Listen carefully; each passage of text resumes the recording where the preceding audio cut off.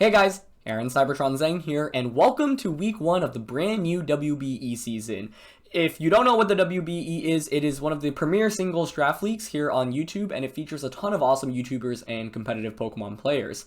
Of course, I'm the coach of the Melbourne Rotoms, and this week we're going up against KyleAye, the coach of the Miami Donphans. I'm super stoked to be back in the WBE. Had a lot of fun last season, and even though I didn't end up doing super well, felt like I learned a lot, and it's awesome to play so many incredible draft leagues and singles players, and I'm excited to be back as a part of it, especially in this brand new generation in game. So thanks to the WBE for having me back, and I would love to make a deeper run this time around.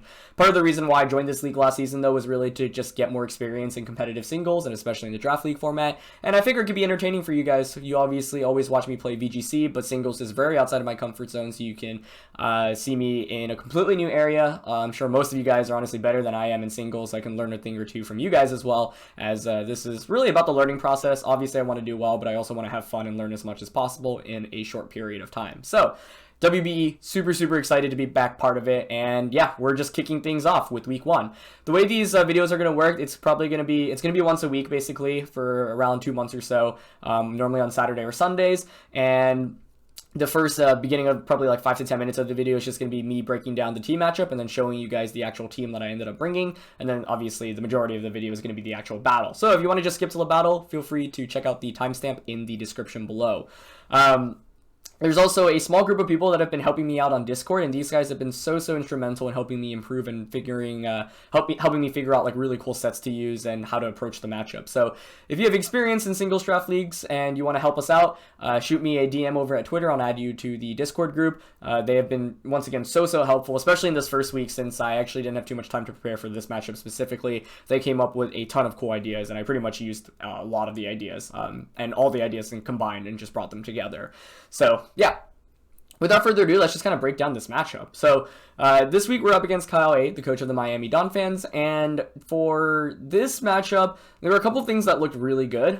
Bulky Pokemon on the defensive spectrum looked really good because a lot of the main attackers were physical, like Snorlax, which is the G-Max Pokemon on Kyle's team, the Hawlucha, the Flygon as well. So a lot of physical attackers, and Jellicent and Hippowdon, walls those pretty hard. Jellicent especially can burn things and can also use Strength Sap to heal continuously. So kind of similar to the moveset that we actually see over in VGC. Similarly, Hippowdon can heal back continuously and can dish out some damage across the board with Earthquake and with Body Press. So defensive Hippowdon and Jellicent look really good right from the bat. Another thing that also looked really solid was just Excadrill sweeping through our opponent's entire team. It has really good coverage, obviously, with Steel and Ground, and in the sand, it could really just outspeed everything and potentially just get knockouts, especially after some chip damage. So the goal was really to maybe clean up with Excadrill in the late game and sweep with it. Hazards also look really good in this matchup. Obviously in singles, you always have to consider hazards, and in this matchup specifically, Kyle doesn't really have many Defog or Rapid Spin users. Pretty much the only two Pokemon that can get rid of hazards are Defog on Flygon and Hawlucha, but those are Pokemon that typically want to be on the offensive, end. So if you use Defog, you're giving up basically a slot that could be very important for those Pokemon. So Colosso actually looked like a really cool Pokemon to potentially set up hazards. Frostlass was also considered, so both of those were really solid. Gengar G-Max is really interesting. I don't really know how to use it very well yet, especially because it's not even allowed in VGC, and it's a pretty frail G-Max Pokemon. So you're often, trading hits. You're hoping to get a knockout, maybe trap something in and just KO it before your opponent can do anything to the Gengar. So I think it's pretty much a must bring. There's little reason not to bring it. Being able to take advantage of G-Max can be a really big deal in these leagues. And you can't Dynamax any other Pokemon. For the WBE specifically, we all drafted one Pokemon that we can G-Max. That is the only Pokemon that is an option. So Gengar is always kind of like a no-brainer to bring into the matchup. And, for the last Pokemon, like Umbreon was tossed around, Frostlass was tossed around, and ultimately I ended up deciding with Gallade. Has pretty good coverage against a lot of Kyle's Pokemon, and Assault Vest that could, tank attacks from things like the Alcremie or the Indeedee and hit back with damage.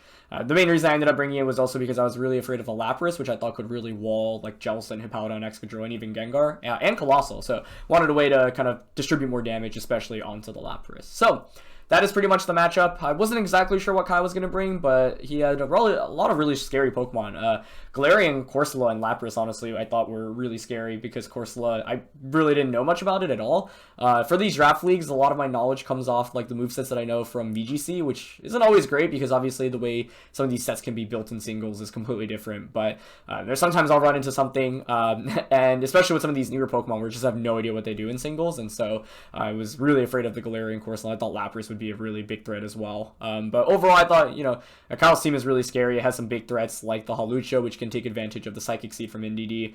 Gmax Snorlax it's just like really, really bulky, obviously, as we've seen in VGC, and some other stuff that I wasn't as familiar with. So that's it for the matchup. Here is the actual breakdown of the team. So, the first one is Hippowdon. Like I mentioned, we were just going with max bulk here, basically. So Earthquake and Body Press and Slack Off are pretty, self-explanatory. The Body Press is really here potentially to help out against the Snorlax, pretty much max HP and defense. I think the nature is covered here, but this is Impish nature, so super bulky. The Whirlwind here is basically to take advantage of Colossal, which is one of the leads I was considering. Basically, with Colossal, you can set up both Stealth Rocks and Spikes, and then once you use Colossal to set up the hazards, Hippowdon now can then just Whirlwind things away.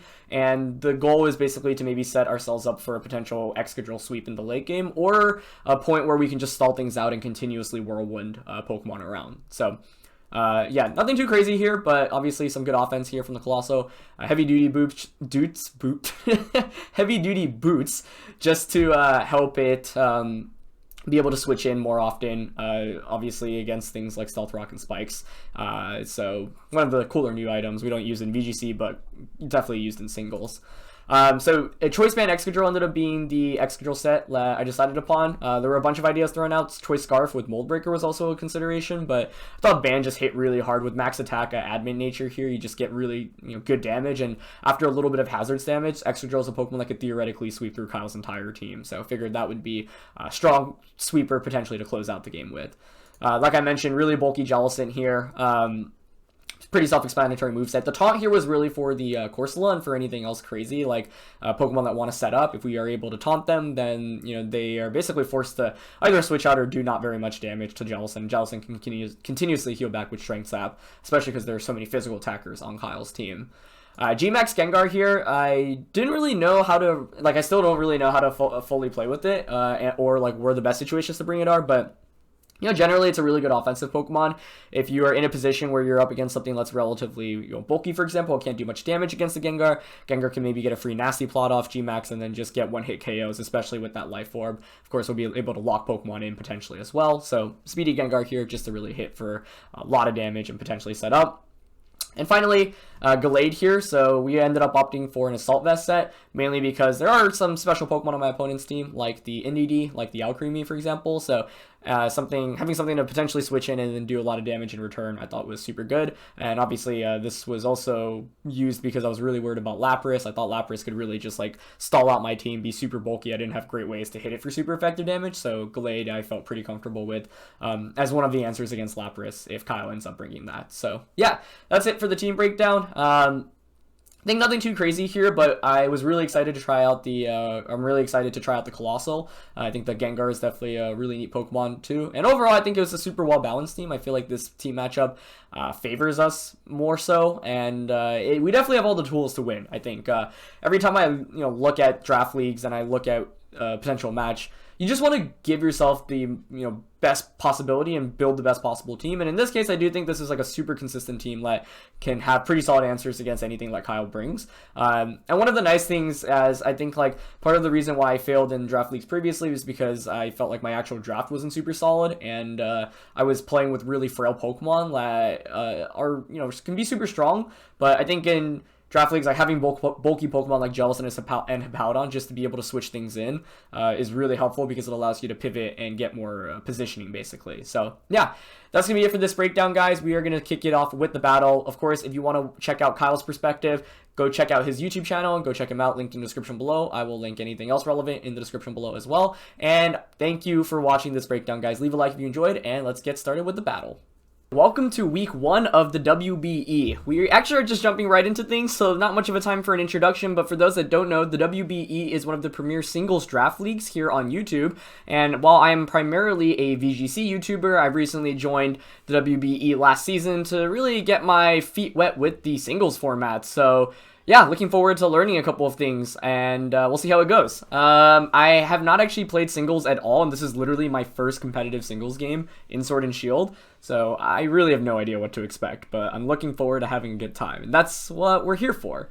I will talk about the team a little bit as soon as we actually get into the game, but for now, the big question is who I want to lead with. So, I'm using Colossal here as a Spikes and a Stealth Rock user, and the goal of the game really is basically to set Excadrill up to sweep. With the Choice Band, you can see on his team that he basically has no resist to steal. If we get Excadrill going, basically we should be able to sweep through.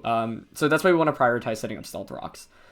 So I think I'm actually going to lead the Colossal here and try to get Rocks and Spikes up immediately, and we'll see how it goes.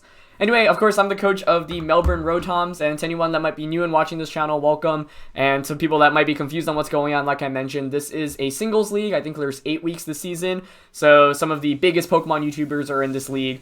I've played in a bunch of singles draft leagues, and I haven't done too well in them in the past, but I really enjoy learning from it because it's so different from VGC. And obviously, the game is now entirely different in Sword and Shield as well. So I'm expecting to get my butt kicked, especially earlier on in the league, but the main thing is, I want to be able to learn a couple of things while playing in this league, and I hope you guys enjoy it. This is some content that's different from the normal VGC content that I do, and I think should be pretty entertaining. But I'm definitely going to make some mistakes, and thanks again to the people who will volunteer to help build this team for me. If you want to join, there's actually a Discord that I have with a couple of awesome volunteers that help me come up with teams for these battles every week. So, yeah, let's get into it. Alright, Drapion comes out. I think this is a pretty free opportunity for both of us, probably just to set up our hazards, but it probably benefits me more.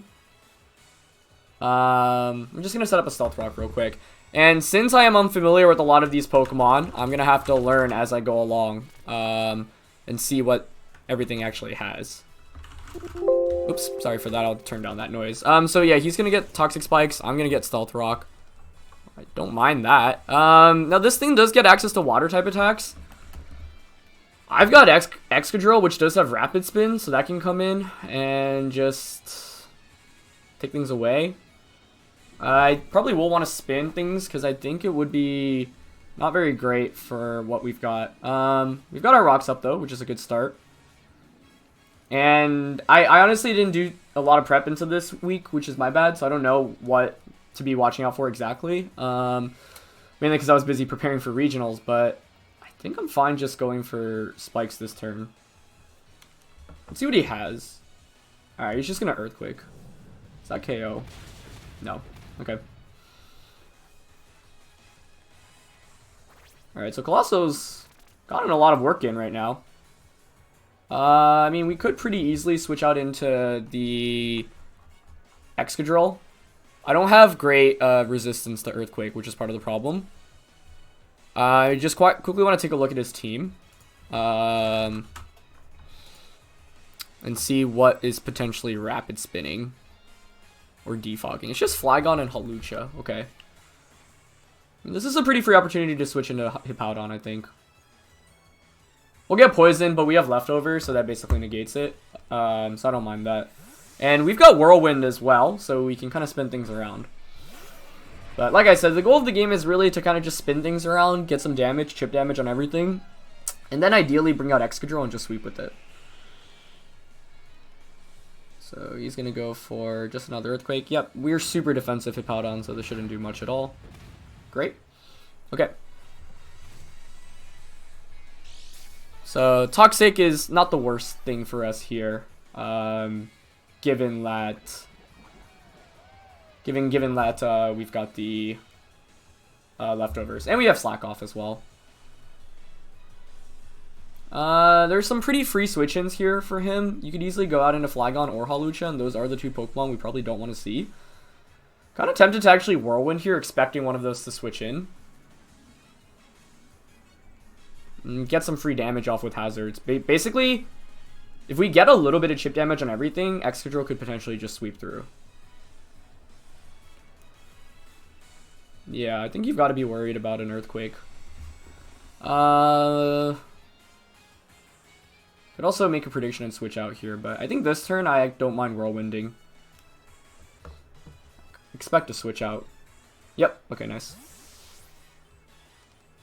So that looks like Alcremie coming in, actually. I have no idea what that does, so I should look that up. But that's a lot of free damage immediately, which is good. That's exactly what we want to go for. So it's funny because we went against Alcremie a bunch as Garchomp comes in. That's funny. I wonder if it has Defog. I feel like it probably does. So that would get rid of our hazards for... yeah, would get rid of our hazards, but it's not the end of the world. The other question is when I want to bring in everything I've got in the back. Gengar's kind of a risky switch in right now. I kind of want to see what item that has. This might be a decent turn just to slack off, to be honest, and scout out for the Flygon, but I am worried about... I think that gets Dragon Dance. So let's double check. Yeah, I mean, it could Dragon Dance up on us, but I feel like you're probably not going to Dragon Dance in front of a Hippowdon here.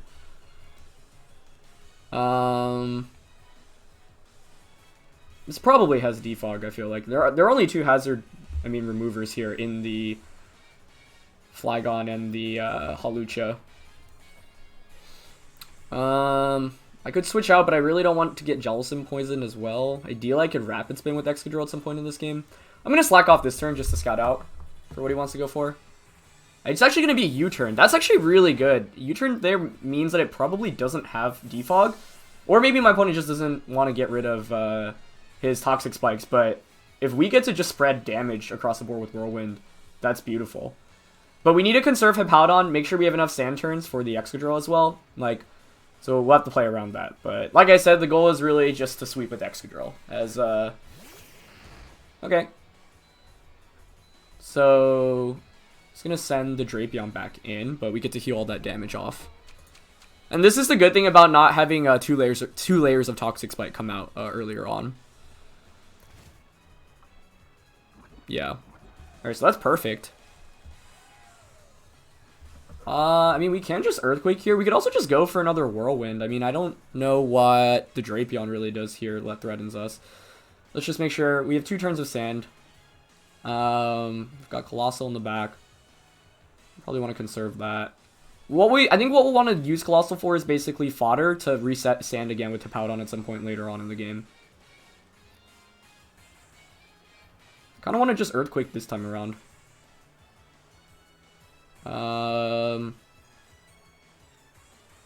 Yeah, I'm just going to Earthquake here. It might be a switch out into Flygon, but since I already revealed Whirlwind and went for it, I think this time around he might be less inclined to just hard switch out. Although maybe Whirlwind is still safer. But let's see. Ooh, he's going to Swords Dance. Okay, well, Earthquake works out for us here then. I don't know if that KOs, but regardless, that's not bad. Shukaberry? Ah, that's cool. Okay. Still a ton of damage, though. Almost picks up the KO. I should just jot some notes down. So this Drapion has Shukaberry, T-Spikes, EQ, Swords Dance.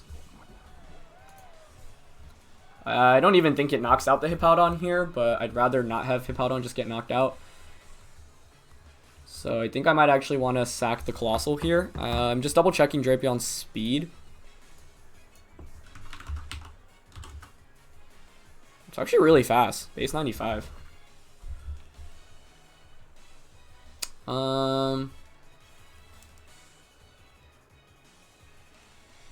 Yeah, I think Colossal has done its job in this game.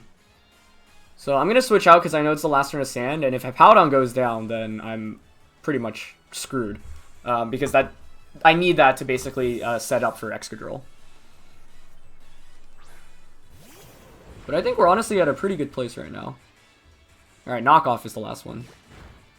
That's also good to know. Ooh, and we get Flame Body! Well, that's awesome. I wasn't expecting that. I was just using Colossal here as a switch in, but that's perfect. So Sandstorm subsides. But we know that Knockoff is Drapion's last one. So kind of a mixed set here. I think the best option here is actually to just go back out into Hippowdon. Yeah. I need to try to get a free switch into Excadrill at some point. I guess I could also actually go out into Gengar, can't I? And just go for Shadow Ball, which I think should KO. Actually, I don't know if Shadow Ball KOs. No, it probably doesn't. It is Life Orbed. Maybe I want to conserve Gengar for a little bit later. Actually, I mean, with the burn now, it's not like this Drapion does any damage anyway, right? So, yeah, we're fine here. He's probably going to go for a knockoff, which will get rid of our leftovers, but I don't think that's the worst case here. Could go into Gallade. What special attackers did he end up bringing? Alcremie. I think I'm just going to recover this. Oh, sorry, slack off this turn. Yeah. I need to also play around timer, so in this game, there's not really a way to have like 60 minutes. So basically what we've done is we both have, there's no game clock, but we both have 10 minutes of your time, which I think doesn't really help me out too much here because I am still learning a ton. Okay, so Drapion will faint here. So that's out of the way. And both of us, by the way, we can't Dynamax, but we have all drafted G-Max Pokemon, so Gengar is my G-Max Pokemon of choice. But this is pretty good. We've gotten the hazards off. He hasn't taken the hazards away, and this paves the way for Excadrill, as I mentioned, to potentially sweep through. But we're going to have to make our moves a little bit faster, mainly because, yeah, timer is a very, very legitimate thing to play against here. So Alcremie comes in. I just don't know what that does in singles. It's pretty slow. Calm Mind is its common set. I might switch into Gallade here. I'm also already at 4 minutes, or just under 4 minutes. So after, I'm gonna have to really pick up the pace quickly.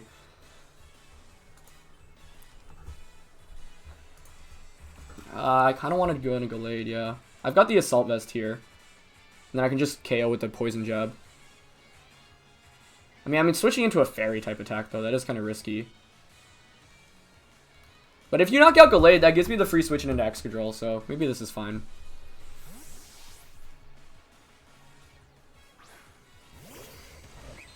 Yeah, I mean, I've got the Assault Vest, but maybe I'm underestimating Alcremie's offensive potential here. She's going to recover. Okay, that's fine. We've got Poison Jab, which I think we'll go for. The whole situation we want to set ourselves up for is as its leftovers, Alcremie. Okay, so this is like a bulkier variant. Alcremie, leftovers, recover. Yeah, I don't think we really need Gallade too much in this matchup anyway. The only thing it really is useful for is that Snorlax, and we've got multiple answers against that. So I'm content, I think, just Poison Jabbing here. I'm not sure it'll be able to knock us out in return, and 2 Poison Jabs will probably pick up the knockout. What I'm happy right now, though, is that we do have the hazards. So I think our win con is still setting up with, or not setting up, but just sweeping with Excadrill in the late game. Oh, that's beautiful damage from Poison Jab. Almost just gets the KO, actually. Ah, that was a crit. Okay. I think we should survive Dazzling here. Beautiful. Perfect.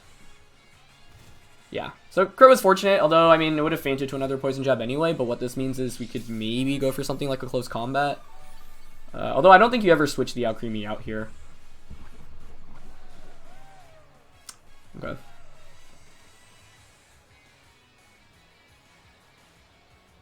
If you were to switch out, who do you even go out into, right? That's the question. 2 turns of sand left. I guess Psycho Cut is actually a little bit more consistent here. Yeah, I'm gonna Psycho Cut. But I need to make my moves faster, so time to really lock down and get into the things. So the main thing is, yeah, unlike previous games where, you know, there was like no game clock, now for all the rules that we have, there basically are, as Psycho Cut picks up the KO, good. Yeah, basically now, because of the rules that they put in this game, there actually aren't that many great timer rules. So the guys at the WBE basically found a way so that we can at least play around. Because I think the only in-game rules that you can really play is a 20-minute timer for singles, and that's just way too short for draft leagues when you're playing 6v6. Like, we're already 15 minutes into this game, basically. So, we're up 6-4, right, or 5-4. Glade's gonna faint, but Pokemon-wise, this is fine, I think, once again, because this is still paving the way for Excadrill, basically, as Flygon's gonna come back in. I'm thinking that's Scarf Flygon. It could be worth conserving Gallade here, but we could also sack it here to get the free switch in into the Excadrill, I think. Could also just go out into Hippowdon or Jellicent, though. I think we'd really like to conserve Jellicent for Hawlucha, so I might just try to go for the free switch out right now this turn and see what he goes for. And I guess knockoff here is actually the best play here, in case for some reason he's just gonna Earthquake, yeah. Flygon, Earthquake. So it's physical. Sandstorm is over. So we have a bunch of options. We could go back out into Hippowdon, could go out into Jellicent. We still have our G-Max Gengar as well, but I think we're gonna want to conserve that for a little bit later on, for Snorlax or maybe the Indeedee. I don't mind going out into Jellicent here, actually, at this point, I think. Because we can burn things. And if we spread Will-O-Wisp onto the physical attackers, then Flygon won't even KO us. Yeah, I mean, everything's physical right now, right? Except for the Indeedee. So I'm just going to go for Will-O-Wisp. I feel like Indeedee probably switches out, but the thing is, like, there's so much residual damage coming from Stealth Rock and Spikes right now that we're able to just, once again, get consistent damage across the board so that Excadrill can sweep. Yeah, so he's going to switch out. Probably Indeedee. Is Randall coming in? Yep, there it is. But that's going to take a lot of damage here. Like, rocks, spikes, and now residual damage from Will-O-Wisp as well. Okay.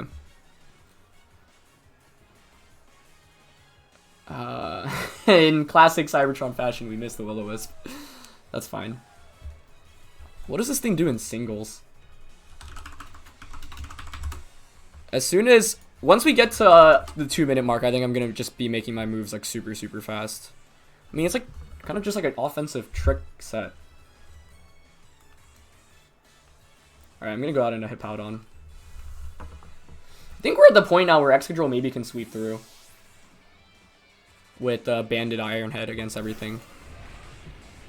Man, this timer is intense. I like it, but it definitely is not something I'm used to. And he's just going for Psychic. Okay. Well, that's a ton of damage. It might be time to give up Hippowdon then.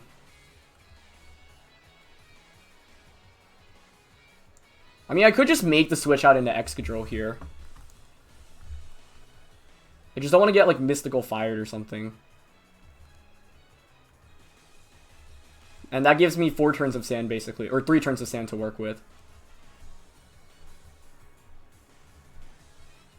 Do I feel confident enough about that? Oh, I don't know.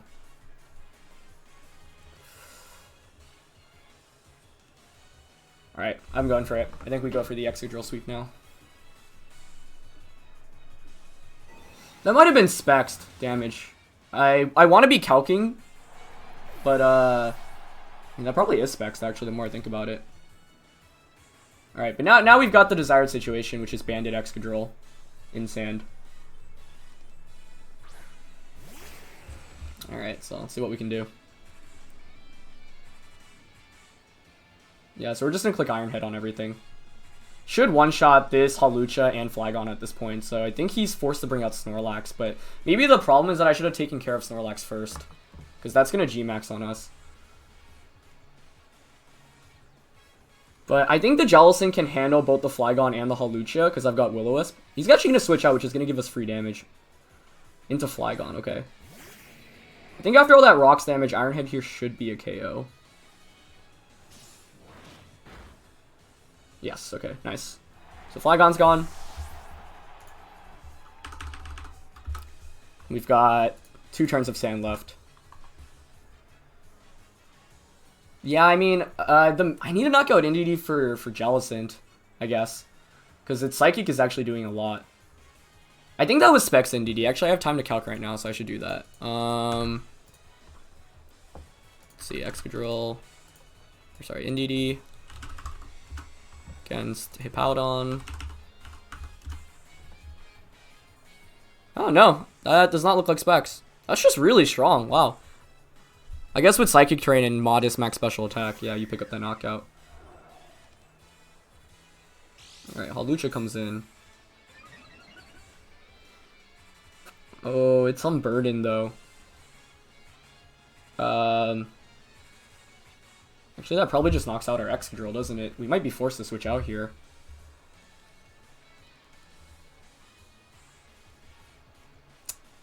I think we have to.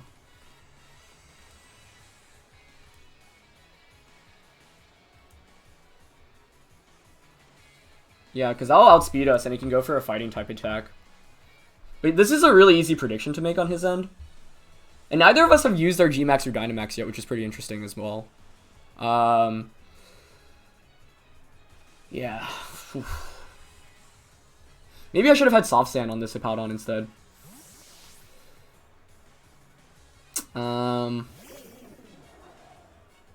It's gonna Drain Punch. Okay, that's fine.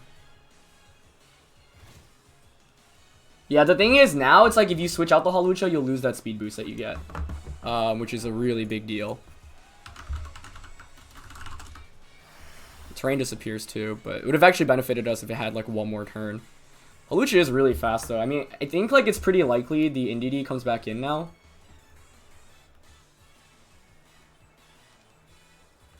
He knows I've got Will-O-Wisp too. I think you always bring the NDD back out here.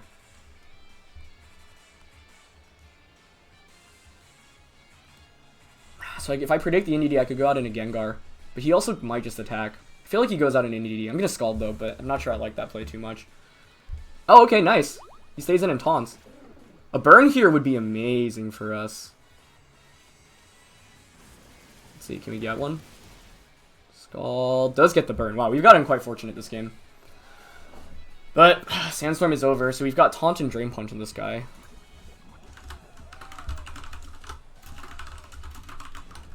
I think I need to conserve Jellicent for the G-Max Lax, though. I might have underestimated that a little bit too much in this game. Because this can... I'm also really running out of time. Oh my god. Okay.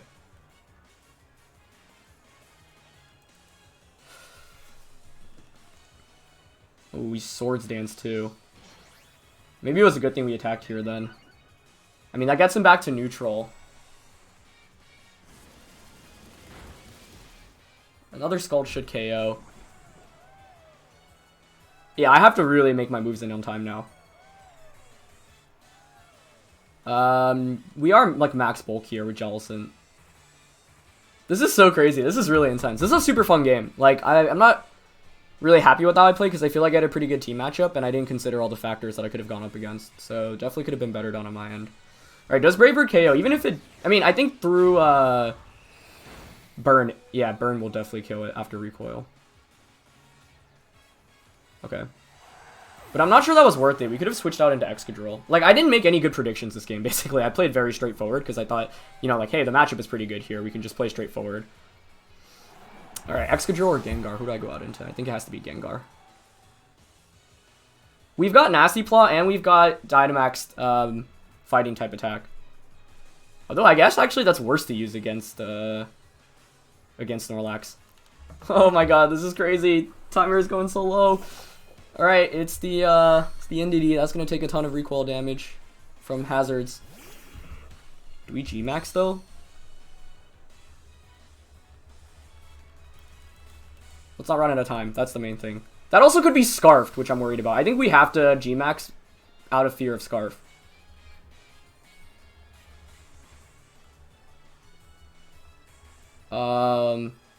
Does Max Ooze KO with Life Orb? It should. Oh, I really hope it does. I mean, that's our only option to go for, though, isn't it?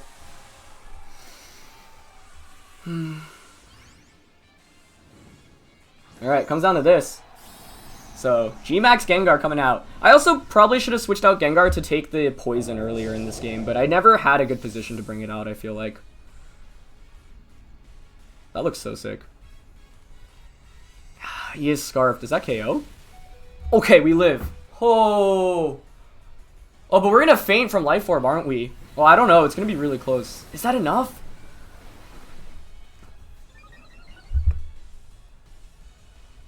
Yeah, I should have figured Scarf. Oh, we faint! I don't think Excadrill can do it. I probably should have brought out Excadrill first, but I was running out of time in this game, so I got nervous. Alright, well, it's banded Excadrill now against G-Max Lax, and that's probably going to be max quaking on us. We can't flinch it. It probably has a berry, so I think we're probably done for, unless for some reason it doesn't have max quake or max flare. But yeah, I discounted Scarf NDD, and I think Excadrill was the correct answer to bring out there. So I choked this in the end, I think, a little bit. Well played by Kyle. He does take a lot of damage there from hazards, though. Oh, sorry, Earthquake is the better play, yeah. I think me running out of time made me get a little bit nervous, and so I didn't make the most optimal plays here in the end. And Excadrill isn't going to faint from a Mystical Fire anyway, so I think I always bring out Excadrill and just click Banded Earthquake. You're not going to knock us out. And then if we can G-Max the Gengar, we can Ooze twice. Or even just Nasty Plot in front of the Snorlax. We can still win this, but I mean, Snorlax now is going to G-Max. If it weren't G-Max Lax, I'd feel more confident. But I think, unfortunately, I underestimated a little bit in this matchup for the late game. Let's see how bulky it is. But all I needed to do, I think, was bring out the Excadrill against the NDD. I don't know why it was, like, Scarf. I just, like, discounted the idea of Scarf in my head. Well played, really, by Kyle, though. I got pretty lucky in this game, too. And he was able to bounce back from all that. I think the team here was really solid on my end. That's not bad damage. Probably Citrus. But it's definitely two-shotting us, right? Well, it's Oglob, actually. It's Max Darkness. Does that 2-hit KO? Oh my god. Can we pull this off? Does it find its berry back? Oh my god. I mean, why would you Max Darkness if you had Quake or Flare, right? Those are just more optimal. Earthquake might 2-hit KO, so it's a question of whether he gets his berry back. But, oh man, all I needed to do was bring in Excadrill rather than the NDD. There were a lot of points where I could have played better this game, but this is my first singles battle, literally in Sword and Shield, so definitely getting up to pace and learning right now as well. But I feel like I had a really solid team matchup, and I did not play it optimally. I think, like, I just didn't think enough about the sets that my opponent would be bringing, and, like, a lot of them were, like, not crazy sets either. Okay, another Earthquake probably KOs. He's max replenishing. Does it find its berry? Ah! Earthquake might pick up the knockout here. And I don't know why earlier I was like, is Snorlax gonna get the berry? Like, use Max Darkness. Obviously, it doesn't have a chance of getting back the berry. Oh, this is so crazy. I thought surely the Snorlax would have one of high horsepower fire type attack. Earthquake! Oh! That is the craziest way to start off this league, guys. Oh my goodness. Good game to Kyle, dude. I got lucky in this game for sure. Like, there were a lot of points where I think, I mean, obviously I got the Flame Body Burn onto the Colossal. I'm not sure that really mattered too much. I critted the NDD, but I don't think that ended up mattering either. Or not the NDD, the Alcremie, because I had the, I was going to knock it out anyway. It just allowed me to make another play, like a safer play. But what else? The burn on Hawlucha, I think, was definitely a bigger deal. Mainly because it might have potentially swept through me if I didn't get that burn. Scald ended up being the more optimal play there, but yeah, I wasn't even thinking of it going for taunt there. It might have fainted anyway from the recoil at that point, but really, really well played by Kyle. Like, I don't... that was a super crazy ending. And yeah, we end up winning our first competitive Draft League game here in Sword and Shield, but man, I think it could have gone a lot better on my end. I think I need to, one, just be better prepared coming into these matches because, like, a lot of the sets were not too crazy either. I think like Psychic Seed Hawlucha is to be expected when there's NDD on the team. I think like Snorlax was, you know, a pretty standard set there.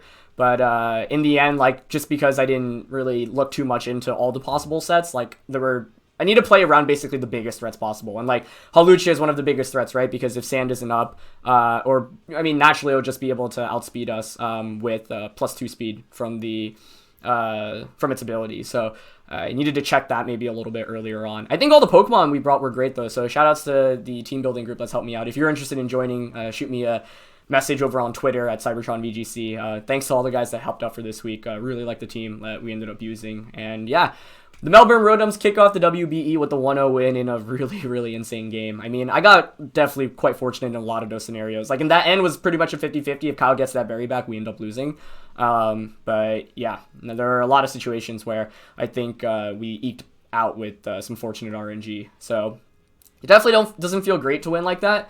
And I think I never really made any great predictions this game either, so I was, you know, playing relatively safe, but that's me playing safe didn't actually help out a lot. Especially, I mean, in the end, like I got really nervous with the timer counting down, so I just brought in the Gengar immediately, discounting the fact that the NDD could be choice scarfed. So I think Excadrill is always the correct option there because NDD is not knocking us out. Earthquake will knock that out. You bring in the Snorlax, and then I think it depends on whether Max Darkness would knock out the Gengar. I guess that is something I'm not sure about.